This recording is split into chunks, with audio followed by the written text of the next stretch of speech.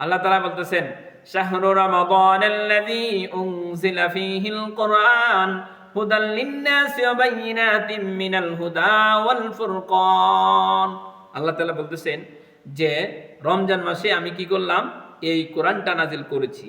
এই কথার অর্থ হইল যে এই পৃথিবীতে রমজান মাসেই পুরা কোরআনটা এসেছে এমন নয়।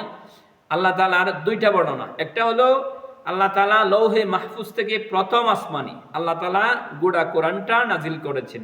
এরপরে আস্তে আস্তে ক্রমে ক্রমে যতটুকু প্রয়োজন এই পৃথিবীতে আল্লাহ তাআলা প্রয়োগ করেছেন মুহাম্মদ সাল্লাল্লাহু আলাইহি সাল্লামের উপর। আর একটা কথা হলো এই পৃথিবীতে যখন 5টি আয়াত হযরত জিবরাইল আলাইহিস সালাম নিয়ে এসেছেন, এই 5টি আয়াতও এসেছিল রমজান মাসে। দুটি বর্ণনায় এসেছে।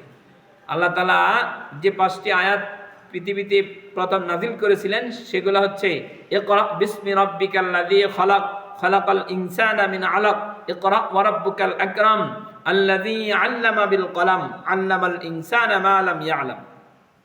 এই 5টি আয়াত প্রথম পৃথিবীতে নাজিল হলো।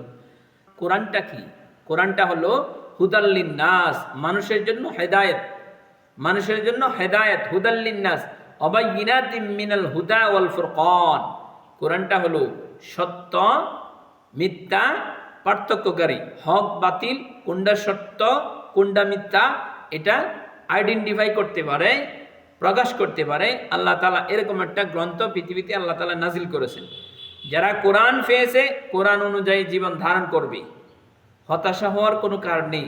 সঠিক পথ সঠিক মত আল্লাহ তাআলা পৃথিবীতে আল্লাহ তাআলা কোরআন নামক গ্রন্থ দিয়া আল্লাহ তাআলা নাজিল করে মানুষদেরকে বিশ্ববাসীকে দেখাই দিয়েছেন। হুদাল লিন-নাস ওয়া বায়িনাতিম মিনাল হুদা ওয়াল ফুরকান। এরপরে আল্লাহ তাআলা বলতেছেন ফামান শাহিদা মিনকুমুশ শাহরা ফালইয়াসুম, ফামান শাহিদা মিনকুমুশ শাহরা ফালইয়াসুম। যদি তোমরা রমজান মাসটা পাও তখন তোমরা কি করবে? সিয়াম পালন করবে। যদি তোমরা রমজান মাসটি পাও তখন তোমরা কি করবা? রোজা রাখবা। রমজান মাস পেয়েছ, রোজা রাখা আল্লাহ তাআলা ফরজ করে দিয়েছে। কোনো ছাড় দেওয়া হবে না, কোনো ছাড় নাই। সবারই যাদের উপর রোজা ফরজ তারা অবশ্যই রাখতে হবে। ফামান কানা মারিদান আও আলা সাফারিন ফাইদ্দাতুম মিন আইয়ামিন উখর। যদি এমন অসুস্থ যে মৃত্যুর ঝুঁকি রয়েছে অথবা এমন দুর্বল বার্ধক্য হয়েছে যে রোজা রাখার মতো সমর্থ নয়, শক্তি নয়, বা এমন অসুস্থ হয়েছে সুস্থ হওয়ার সম্ভাবনা নাই, অথবা মায়ের গর্ভে শিশু রয়েছে যে এই রোজার কারণে যদি তার গর্ভের সমস্যা হতে পারে, মায়ের গর্ভে যদি শিশুর সমস্যা হতে পারে, অথবা যে দুগ্ধস্থান যে সমস্ত বাচ্চারা দুধ পান করে তাদের দুধ পান করতে যদি সমস্যা হয়, এই মুহূর্তে তারা কি করবে না? রোজা রাখবে না। এটা না রাখার পারমিশন আছে। আর মুসাফির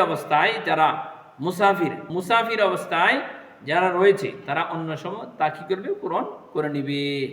আল্লাহ তাআলা বলতেছেন ইউরিদুল্লাহু বিকুমুল ইসরা ওয়া লা ইউরিদু বিকুমুল উস। আল্লাহ তাআলা বলতেছেন আল্লাহ তাআলা কঠিন চান না, আল্লাহ তাআলা সহজ চান, তিনি কঠিন চান না। রমজান মাস যদি পাই তাহলে অবশ্যই আমরা রোজা রাখার জন্য চেষ্টা করব।